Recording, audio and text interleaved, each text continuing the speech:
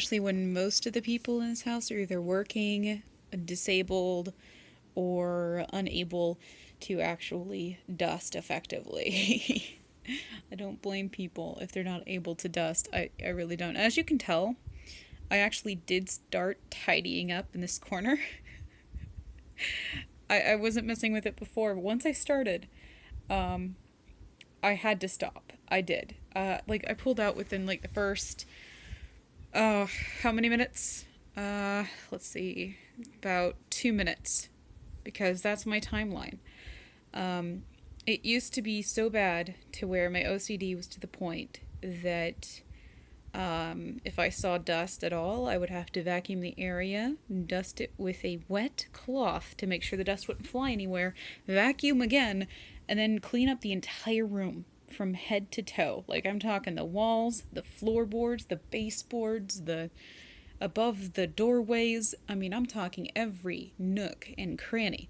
I mean, one little speck of dust would set it off, and it would be a horrible montage of me working legitimately 6 hours or more on a space.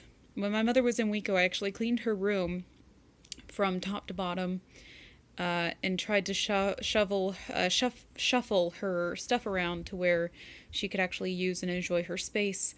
But I'm telling you, man, it was god awful. It was terrible. I mean, oh my god, so much dust. It was everywhere. I had to move her bed. I cleaned under it. Whenever she was gone, I worked legitimately 12 hours or more. Like 6 hours or 10 hours a piece. Like, I'd get in there at 8 o'clock and I wouldn't stop until like 12 o'clock in the morning or like 1 in the morning. My father was concerned. My sister was telling me to stop.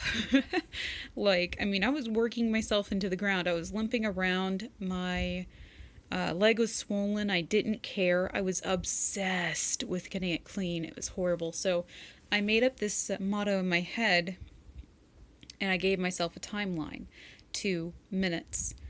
And then after that, you walk away, and then I meditate. I legitimately have to calm down, close my eyes, and meditate and say, you know what, the dust is okay. Don't deal with the dust today, because if you start dealing with the dust, you're going to move on to the floors. And then if you move on to the floors, then it's to the walls, then it doesn't stop.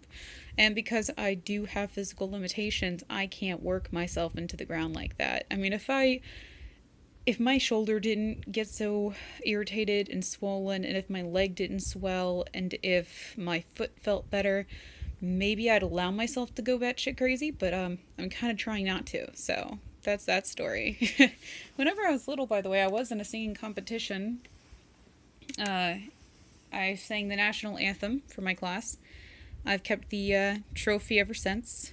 Yeah, it's very pretty. I liked it especially because it has rainbow. See that? It has rainbows in it. So if you've noticed, shiny things, rainbow things, rainbow star gumdrop, I like it all. So that's why I named myself that. And this is actually a workout band. It's for rehabilitation, and I use that frequently. And as you can see over here, I have one more puzzle to show you guys. This one, look how beautiful that is. She's actually like a mermaid underwater with like angel wings on her head. I don't know. It just looked super cool. And that's a puzzle. And I was like, yes. Because see, that looks like a tail, doesn't it? Yeah, it looks like a mermaid's tail. So she looks like an underwater angel mermaid thing. And I was like, yes, I'm going to do that one day. I'm going to glue it together, and then I'm going to call it good. So that's a little bit on my OCD. It got really bad at one point. I actually did rub my hands completely raw at a certain point.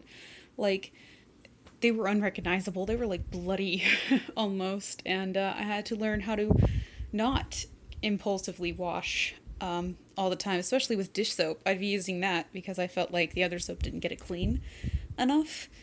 So I was super obsessed about that. I actually disinfected the doorknobs. Like, every single time I do the rack cage or anything, I disinfect the doorknobs. And I know it sounds ridiculous, right? But that's what OCD does to people. I mean, whenever you hang up a picture, an OCD person, it has to be straight. It has to. I mean, symmetry, there has to be symmetry. And that's why I was such a perfectionist, even in my artwork. I would be such a perfectionist and it would get insane. So, there's that story. Um, as for anime, is it for just children? No. Anime is actually for adults and children. It's for all ages. Some people say, oh, you'll have to outgrow that eventually. Star, you're 25. You gotta outgrow that. That's kind of creepy. Wrong. You don't have to outgrow that. In fact, I advise you not to. Why? Because most of them have messages that even children tend to not even notice in the stories. The message in Elfen Lied is particularly fantastic. If you're an adult, you can actually understand what's going on. And the concept of some monsters are made, some monsters are born, argument, all that great stuff. That is actually a text message. If you hear the doorbell noise, that's somebody texting me, so it's probably my sister telling me I'm being too loud. But I'm about to close this video. It's probably either my sister or Sammy. Hopefully it's not my sister. Because like I said, I'm about to close the video anyway, so. Yeah. And another one. Okay, well, any animes or mangas that I would recommend you guys? Paradise Kiss is actually one of them, which I would recommend.